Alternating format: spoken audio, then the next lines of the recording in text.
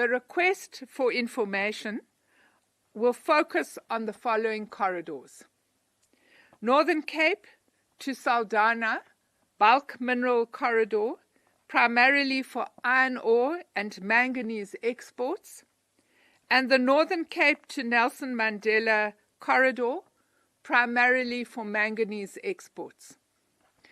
This includes the complete pit to port rail, port terminal infrastructure and equipment supporting the transport of iron ore from mines in the Greater Sishen-Postmasburg region to the port of Saldanha, as well as the movement of manganese from mines located between Hotazel and Postmasburg to the port of Saldanha and to the ports of Port Elizabeth and Ngqocha in Nelson Mandela Bay, and the back of port arrangements.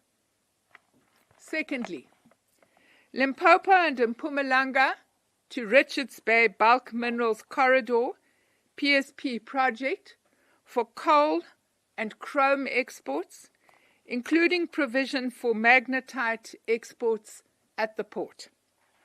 This includes the full pit to port rail, port and terminal infrastructure and equipment supporting coal exports from the mines in Lephalale, Limpopo, chrome exports from the Western Limb mines in the Rustenburg Brits region in Northwest, and coal exports from various mines across Mpumalanga and KwaZulu-Natal to the port of Richards Bay.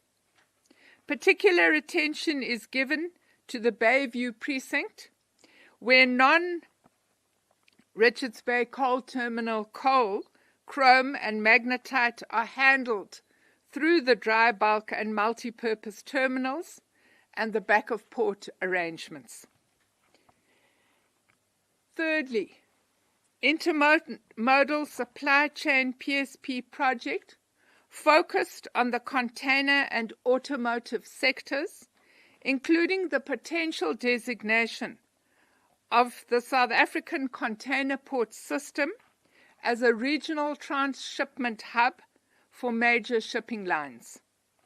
This includes the port and container and automotive port terminals, back of port arrangements and railway and inland terminals for the Gauteng Durban port in KZN, Gauteng Eastern Cape, including East London, Port Elizabeth and Ngqocha, and Gauteng Western Cape, including the Port of Cape Town corridors.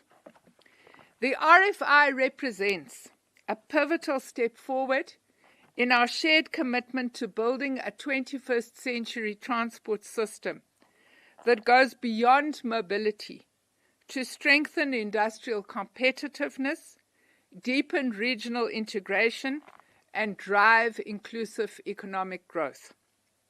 It will enable us to articulate the challenges in a structured and coherent way, clearly defining their scope, context, and impact to inform the development of focused, strategic, and sustainable solutions. In this regard, the Department of Transport will ensure that the views of other stakeholders are brought into the deliberations, including those of organized labor. In line with the private sector participation envisaged in the White Paper on National Rail Policy, Cabinet approved the formation of a private sector participation framework in 2023 to guide private sector involvement across the logistics value chain. The framework mandates the Department of Transport to establish a dedicated PSP unit to enhance state capacity and provide support to Transnet and PRASA in the procurement of potential PSP projects. The department is in the final stages of concluding a memorandum of understanding with the Development Bank of South Africa and National Treasury, appointing the DBSA as the hosting institution for this PSP unit.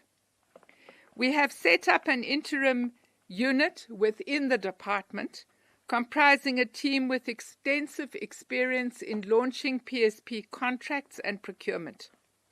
In collaboration with Transnet, the interim PSP unit has developed the rail freight and port RFIs that are online today.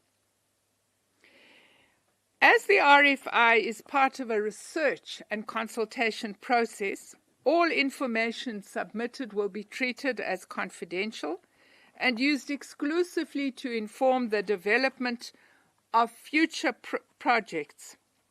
Participation in the RFI offers a valuable opportunity to help shape these future initiatives. The RFI must be completed online and can be accessed through the Department of Transport's website or directly at www.psp/rfi.co.za. The portal will remain open for 8 weeks, from the 24th of March to the 9th of May. Submitted responses will be reviewed and feedback will be provided. Following the conclusion of the RFI phase, the request for proposal will be undertaken through the PSP unit. The PSP unit and Transnet will develop the policy-aligned PSP program, which will enter the formal procurement phase at the end of August. This work is guided by the following principles. First of all reform in Transnet is in accordance with the Cabinet-approved roadmap for freight logistics. Secondly, to ensure a just transition to a reformed rail and port logistics system, prioritizing maximum job retention for employees at Transnet and PRASA, and in this regard we have set up a joint work stream to consult organized labor as the process unfolds. We will safeguard immovable assets by retaining them under the ownership of the state for the benefit of future generations and prevent the balkanization of the rail and port systems as has occurred through reform projects in other countries. We will actively promote localization and industrialization and support for key sectors such as steel production and local rail manufacturing. We will demonstrate our commitment to broad-based Black economic empowerment and gender equality by providing strong support to new entrants and emerging players in the rail and port sectors, including small and medium enterprises. In closing, I encourage all interested and affected parties to actively engage in this RFI process, contributing to the PSP unit's efforts in shaping the potential private sector participation program of projects and designing future bid packages for procurement. In May 2025, the department will release the second batch of RFIs, which will be focused on passenger rail initiatives. It is my belief that working together, we will achieve more. Thank you very much.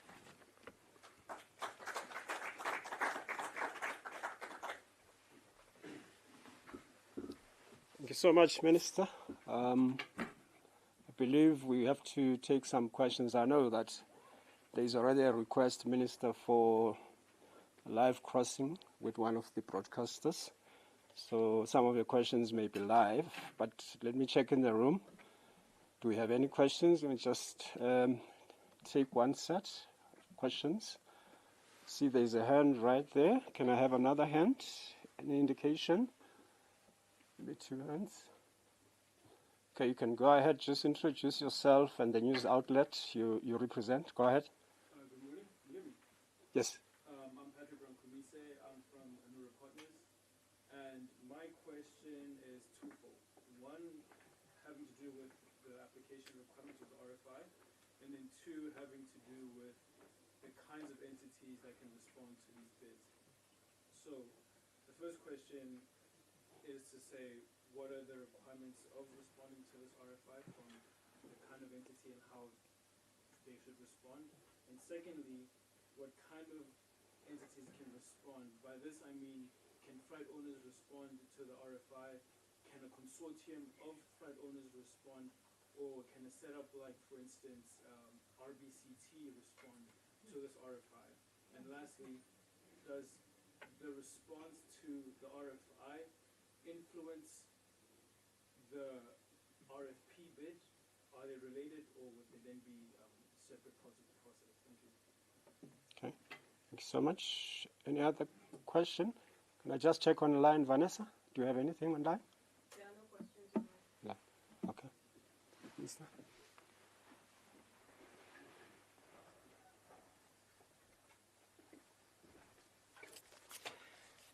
In response to your first question, the answer is yes. All of the types of entities that you have mentioned and any other interested or affected party can respond. The answer to your second question is also yes.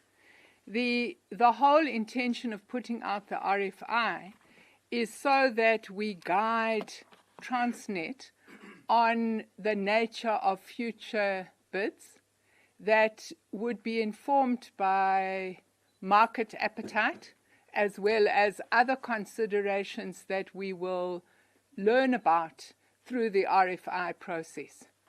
And I think that one of the things you would understand is that in the journey that we are traveling with Transnet, we've learned quite a lot about the independent power producer journey.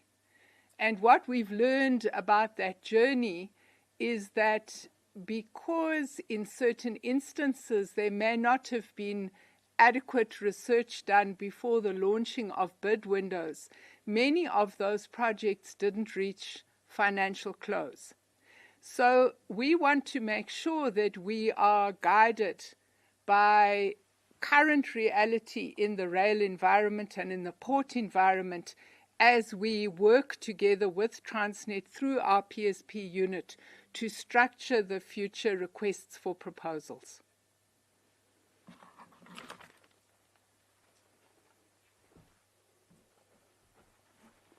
Thank you, Minister. Any other questions? Follow up? First of all, thank you.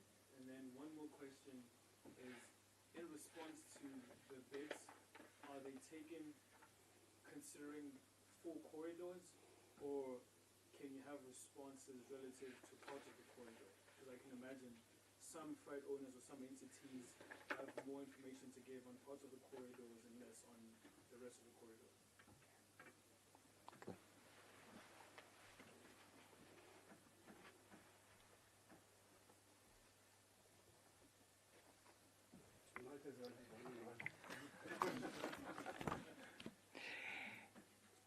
I think the whole purpose of this is to allow for interested and affected parties to respond to any aspect of it.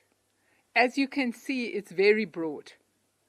And it's deliberately intended to be very broad and very comprehensive so that anyone and everyone who has an interest can participate in the process. And the DDG Rail was suggesting that if you look at the online application, you will see that there are forms there that spell out different kinds of entities that can apply and what kind of information we would be soliciting to guide us in our work.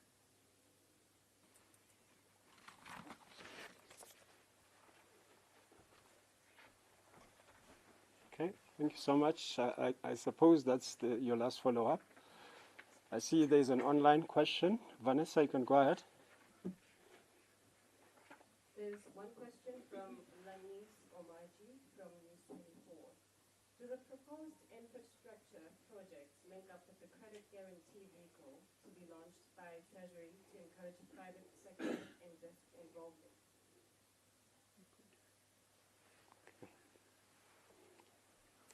Can I just check in the room? Any question?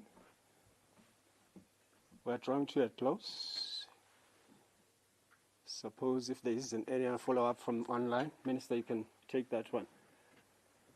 If there isn't any follow-up online, then we're going to have to bring it to a close. The answer to Lamisa's question is also yes. I'm sure, Colin, you're going to be releasing these notes. And there's also a note to editors that talks about how Transnet itself could be financing infrastructure development, including applications to the National Treasury budget facility for infrastructure. So it's possible that we could go with a blended approach that includes both public and private sector financing.